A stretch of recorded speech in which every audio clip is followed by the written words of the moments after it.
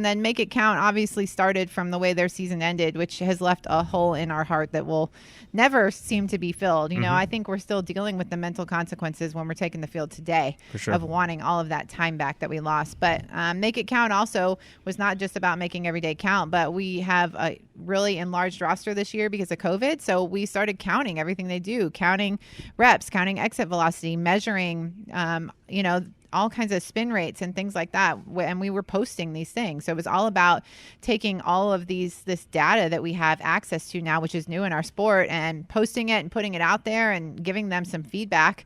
So it was all about counting numbers as well as making sure that we're making every moment we get on Tiger Park count. I love that so much. I could go so many different directions with that. I'll dig in there on the counting aspect and the data aspect and the because when I think of these themes, I think more of maybe not what's the right word? I'm a writer. I should be able to come up with the word. It's more these emotions. It's more these things that aren't so tangible, right? But when you with the pennies, you're making something that's not tangible, right? This one, Make It Count, is very tangible. There's literal data to it. What did you like about that aspect of it specifically? Because I was thinking more of the Make It Count. Let's make every day count. We didn't get last year to finish, and thinking more from that angle. And I didn't even think about the actual like quantitative aspect to it. What did you like about that appeal? Well, I think it gave us a different look all fall. Every day they'd come out and they had arm velocity top 10 posted on there, fielding percentage top 10 posted on the board, or exit velocity, so like, did you make the 975 fielding club yesterday? Like, you're looking up there and you're like, oh, I made it. You hear somebody walk out every day like, oh my gosh, you're up there. You did it. You threw 75 miles an hour overhand yesterday. Like, you're on the board, and then I think it's really cool. And then some of the pitchers, would be at the low end of the overhand velocity and they were like, oh man, you had to post that. But, I think it gave them a good measuring stick as to exact areas where they could improve to help themselves and help the program, which is what we're trying to do, is bring a bunch of individuals collectively to be better, right? So I think it was a challenge. I think it also was something that you could find confidence in if you were at the top.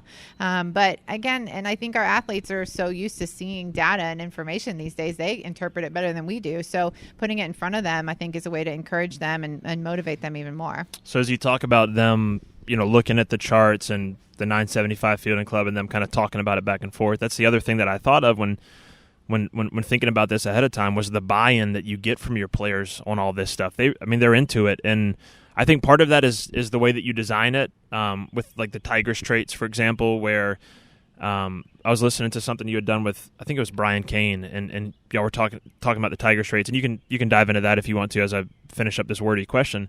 But it was the way that you have them looking for those traits. It's not that you just have this language in place and these sort of guiding beacons for them to look at. They're actually now participating in it. So they're looking for traits in other people. And so not only are they hearing it from you every day, but now they're internally thinking about it. Was that by design? Is that how you hope that would work out? Well, if we don't give a shout out to Brian Kane at this point when talking about culture, I'm failing, because he is the coach's coach, and he has really guided me in developing this system.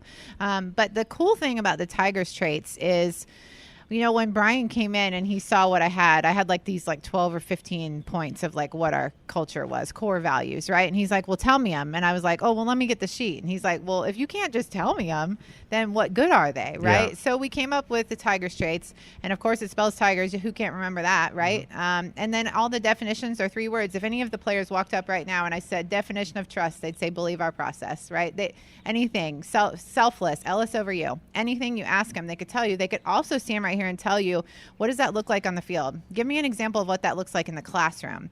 How does that look? How does integrity look in our community? And they could tell you what that looks like. And that's like week 1 is define these things, understand what they are, but then know what they look like. So every day after practice, no matter what the theme is, and for the past couple of years, we've done the same thing with this, but there's wristbands with each of the Tigers traits. And so at the end of practice, you nominate players, and you can't just say, well, I thought Shelby was awesome today. You have to say, I trusted Shelby today. And you have to give them a nomination based on a Tigers trait, like because she went out and just pumped the strike zone and then came up to to bat, hit a home run, I trusted the work that she put in. So you have to weave the Tigers trait into, you can't just be like, oh my gosh, she's such a good player. Like, no, it has to be something that we represent and we stand for. So I think when they're using them in dialogue, when they're woven into their everyday, when they can actually see them, like what you said, they become something that's real. And I can't tell you the number of things, and it just like warms my heart to, I can't even explain in words what it means. When one of our players, the other day somebody sent me, they got a new job, and there was something in their handbook about integrity, and they just text me Tigers for life. Or something happens and they'll show me and they text me Tigers for life. That's our ultimate goal of this program, is Tigers for life. And I think that's something that resonates with them as they're on to the next level. And we've got all these championships and things all posted around this program, but that is what matters, right? Mm-hmm. That's the cool thing, is that they are being successful at the next thing that they do. Yeah, and selfishly, that's the stuff I can steal, right? Because I can't go pitch or hit a home run, but I can steal all that stuff. I'm gonna ask you to give me all those definitions the 3-word definitions, because I've never heard that aspect of it. That's the first question. Then the other question is, how do you get them to memorize it? Is it like a test, or like they have to sit down and write them, or is it just the expectation in the locker room is that you're going to know these things?